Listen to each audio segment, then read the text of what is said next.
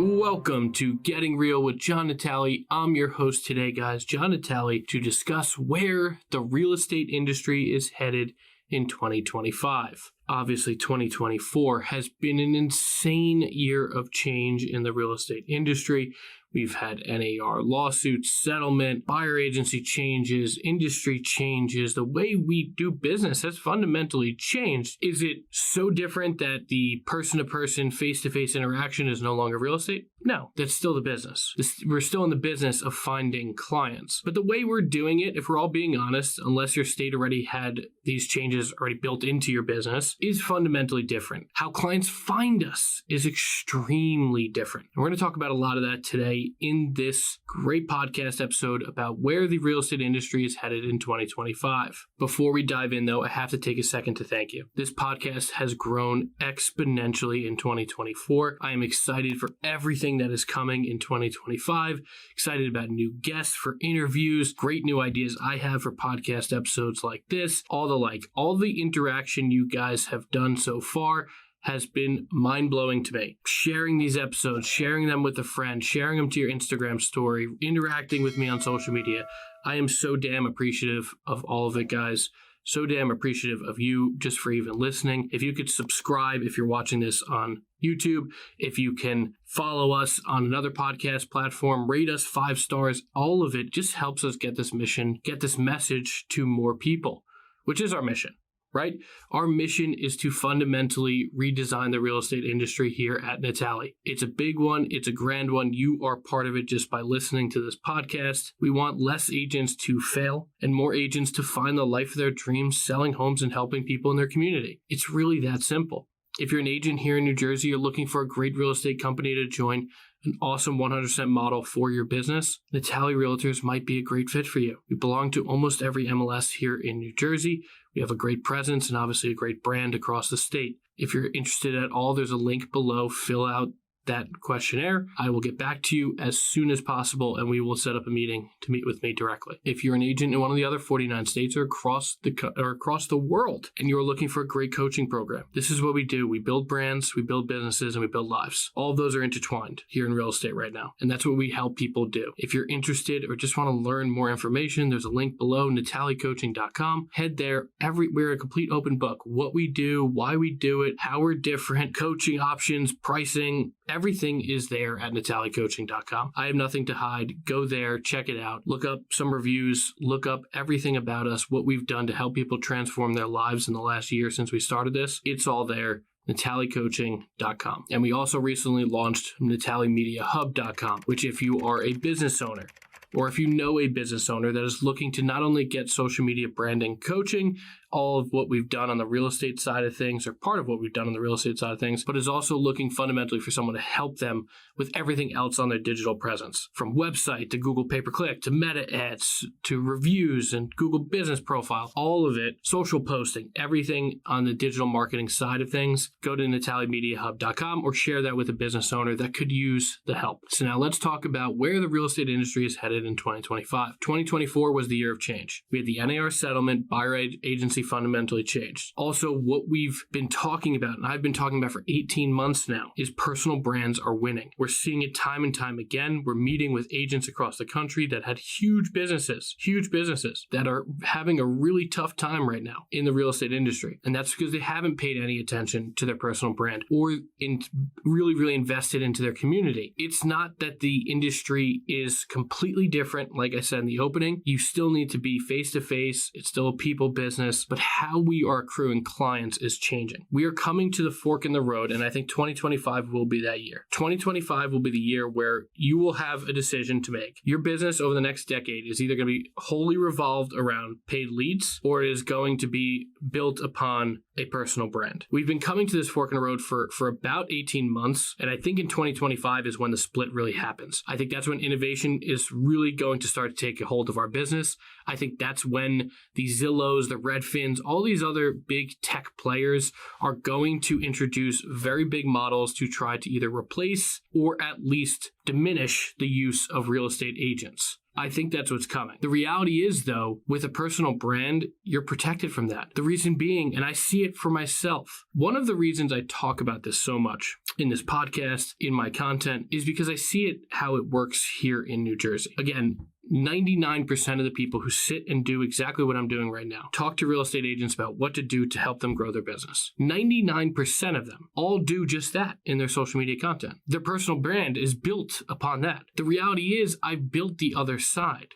And I'm continuing to build. And I've seen the vast effects it has. And I continue to improve. Like even in the last week, I just improved because I realized so many people just actually DM me, which becomes actually kind of time consuming to have so many people DM me. I know that's a really good problem to have, but having to interact in that manner and be quick and respond and do all that takes a lot of time. So I just revamped my whole basically possible lead to contacting me strategy in my link in bio. So people go through, they have a couple different options, whether to start looking at homes online, they can fill out a questionnaire, and then I have a Google Calendar link sent to them where they can then book a call with me, and all of it, I have all their questionnaires done, and I have all their information I need. I don't necessarily need to pre-qualify it other than verify that it's real before I hop on the call. Again, the reason I say this is I'm doing the work, and that's why I can see what's happening. When I wake up almost every single day with new leads, I know what works, and I know what's working. And the reality is, what I'm doing, none of it's that special, and I'm not paying for any of it. And I see a lot of people talk about their success, but then you go back and you search them online, and they're Zillow Premier agents, and that's where most of their business is coming from. Or they're spending, $5,000, $10,000 a month on Google pay-per-click leads. There's no problem with paid leads. I have a recent podcast episode about the strategy around them. However, the trap that so many in the real estate industry fall in, and I think that's where we're coming in the fork in the road next year, is they think it's literally the only way to get business, where it's not. And I think 2025 is the year where this shift really happens, where we go down this world of portals, taking a good chunk of our commission. I also then see agents then saying, you know what, I don't want to pay to play. I want to build a brand. I want to build around my community. I want to build around my sphere. I want to build around the people that have supported me in the past. I want to build around the people that already know and trust me. And those people that I'm talking to right now. Or I should say those people that I'm talking to right now. Because I think that is the smarter of the two decisions. I think having a huge personal brand and then also mixing in the key word there, some paid leads, is the winning strategy for real estate agents. Again, the paid leads or some of the other strategies maybe keep the valleys from getting too low, keeps your baseline pretty high, where the personal brand keeps your spending low and your profit so damn high. That's what we've experienced. When I tell people how profitable this business is, to run the brokerage, run a coaching company, run a media company, all of it together,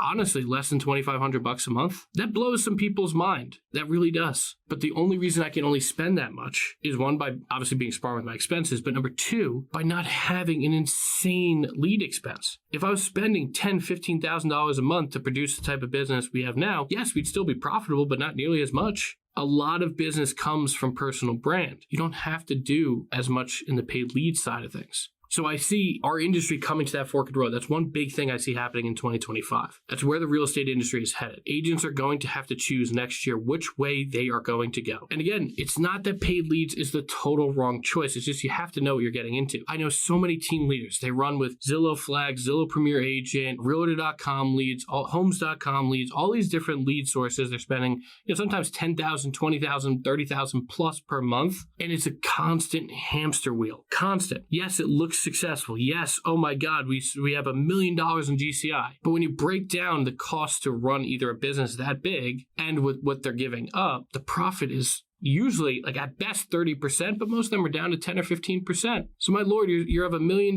team, but you're making $100,000. Do you know how much business that is to make $100,000? I want you to really understand, $1 million team at a 10% margin, the team leader is only making $100,000 a year. At 30% margin, which is a great margin, is only making $300,000. And I don't say only lightly, that's a lot of money for a lot of people. But it looks like on the surface that they are $1 million producer. And that's where paid leads gets you. Where brand, you can make $1 million.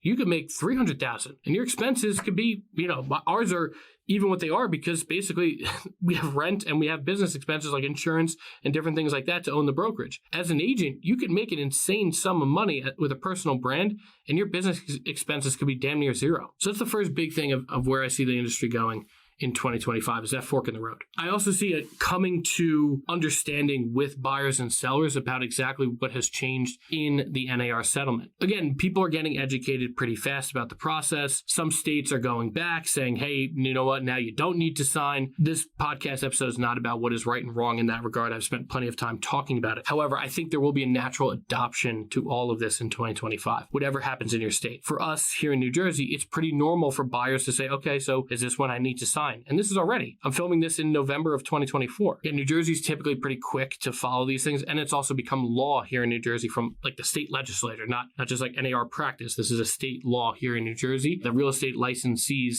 have to abide by this or they could potentially lose their real estate license. So it does make it more simple because it's not a, hey, this is just like some business practice and you talk to the other agent, they're not doing it. Doesn't really matter. No one's really here to oversee us. Here in New Jersey, technically speaking, you can lose your real estate license if you're not operating with a buyer's agency agreement. You start advertising commission in different places. All these things were put into law here in New Jersey and signed by our governor. But we're already seeing adoption to it. We're having those conversations with sellers saying, do I need to pay the commission? We're having the conversations with buyers. Well, what if a seller isn't paying? What does that look like? All these different things have been adopted here in our market, and I think it will be fully adopted across the country, and whatever that practice ends up looking like in your state in 2025. We all thought this would be a huge challenge, and it certainly has to a certain degree. But if we're being honest, I don't know about you, but the one thing I've been loving in 2024 is that we get to charge what we are worth. No longer are we bound by what a seller is offering out or a listing agent is offering out on a co-broke, right? Because the buyer is negotiating our fee up front, and we are putting that into the contract.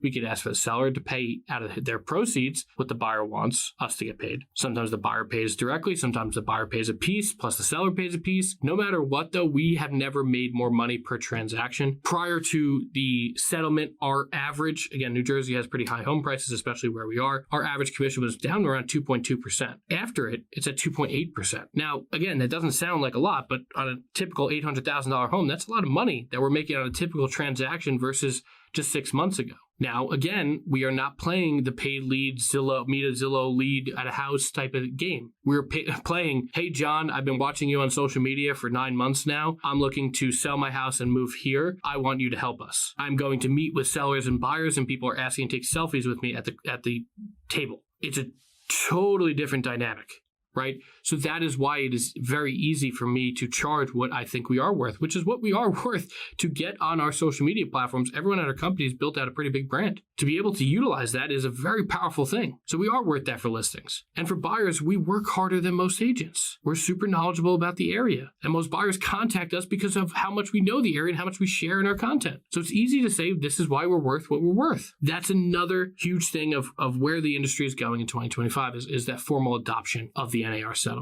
And I'll leave you with my last thought towards 2025. I think we are past the worst of what our industry is facing. I think 2023 and into 2024, with the higher rates and a very uncertain economy heading into an election year, I think personally we are past the worst of it. Certainly some uncertainty ahead with the economy, inflation, rates, all of it. It's not going to go back to 3%, this rosy picture. All of it. However, I do think we're past the worst of it. I think we're at the low of where transaction count will be. I think 2025 will be where transactions start happening again at a higher clip. Are we going back to 2021 with 6.5 million units sold across the country? Absolutely not. But I do think we're past the worst of it. I think the amount of agents that have mostly gotten out of the business, and when I say mostly, I don't mean actually deactivated the license. I mean, just stop trying, because that's all you really have to care about. The numbers of NAR members and numbers of your MLS are going to stay sky high. Everyone's just going to grab their real estate license or keep their real estate license. It's too damn cheap nowadays to keep it. So people will keep it. So you're not going to see the numbers plummeting. I'm talking about the agents who are actually competing with you. The ones who took up 15, 20, 30 transactions in your market 2 or 3 years ago, and now they're doing 3. 2025 will be the year where they probably stop. So it's still going to be challenging. It's still going to be hard, but I do think transactions will bump up next year. I think we'll be past an election year. I think we'll be past inflation to what they actually designate at 2% target rates. And right now, when I'm filming this in November of 2024, we're about at 2.1%. So that should mean rates continue to ease next year. They were better this year than they were in 2023. Still sky high, but again, 2023, we were touching 8%. This year, we touched 7s. And next year, maybe we're in the high 5s to mid 6s. And that will bring people back to the market and bring people into moving again. That's what you guys need to focus on, is the not necessarily where we bottomed out, but where we are going to go. So the next thing I really see in 2025 is the expansion of transactions. So your share of business should increase as more and more agents kind of give up. Again, a lot of agents will feel insecure about building a personal brand. If that is you, I hope you change your philosophy towards it. If you don't hold that and you're like, I'm trying to build a personal brand, doing this, I'm going to do it no matter what, you are going to succeed, because the vast majority of agents don't have the will to do it. The vast majority of agents are too scared to do it. And by having that ability, you will be able to start taking market share in 2025 and really start exploding your business in the second half of the 2020s.